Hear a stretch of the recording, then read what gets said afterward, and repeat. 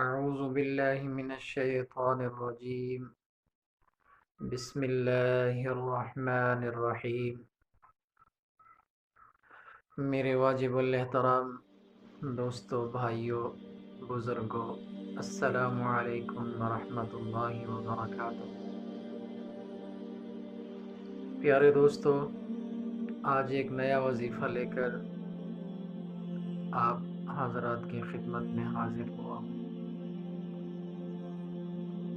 پیارے دوستو، امید کرتا ہوں کہ آپ حضرات جہاں بھی ہوں گے خیر خیریت سے ہوں گے،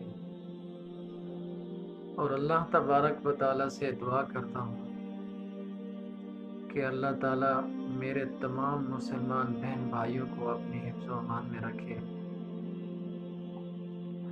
پیارے دوستو، آج کا جو وظیفہ ہے قرآن پاک کی پہلی سورت کا وظیفہ ہے، جس کو سورۃ الفاتحہ کہتے ہیں، اور اس کو ام القرآن بھی کہتے ہیں. اسی سورت کو سورۃ الشفا بھی کہتے ہیں. اللہ تبارک و تعالی نے اس سورت کے اندر بہت بڑی تاثیر رکھی ہے. اللہ تبارک و تعالی نے پورے قرآن پاک کے اندر بہت بڑی حکمت، بہت بڑی طاقت، بہت بڑی تاثیر رکھی ہے. میرے پیارے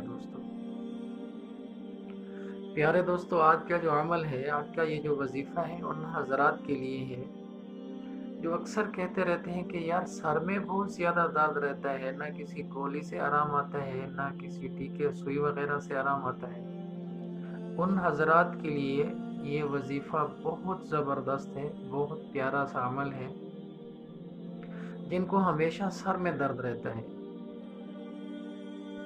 اور کچھ حضرات یہ بھی کہتے ہیں کہ یار کوئی چیز ایسی کھا لیں جس کی وجہ سے پیٹ میں درد ہو جاتا ہے، یا ہمیشہ پیٹ میں مسئلہ رہتا ہے، پیٹ میں درد رہتا ہے، تو پیٹ کے درد کے لیے یہ بھی بہت مفید ہے.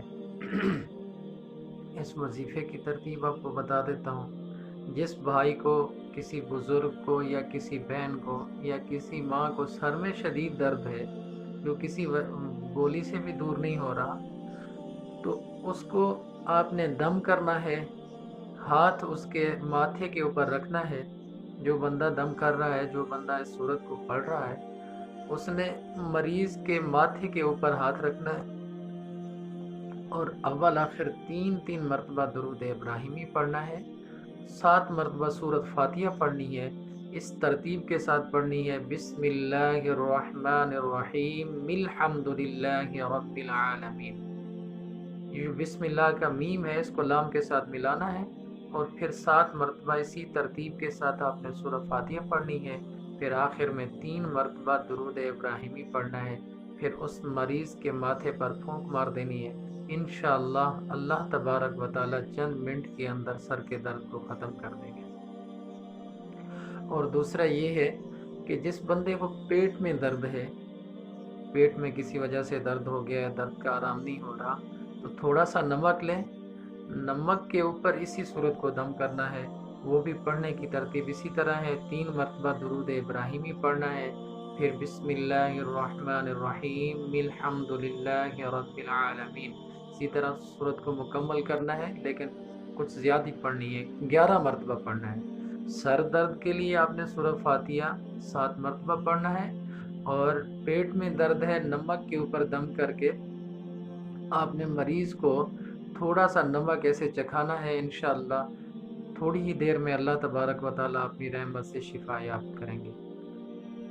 3 مرتبہ درود ابراہیمی اور 11 مرتبہ جو ہے سورۃ فاتحہ پڑھنی ہے، اور آخر میں 3 مرتبہ درود ابراہیمی پڑھ کر نمک کے اوپر دم کرنا ہے. پھر وہ تھوڑا سا نمک جو ہے، جس بندے کو پیٹ میں درد ہے، تھوڑا سا نمک اس کو چکھائیں. انشاءاللہ اللہ تبارک و تعالیٰ شفا دیں گے. میرے پیارے دوستو، بھائیوں، اللہ تبارک و تعالیٰ سے دعا ہے کہ جتنا حضرات پریشان حال ہیں، اللہ تعالیٰ ان تمام کی پریشانیاں دور فرمائے.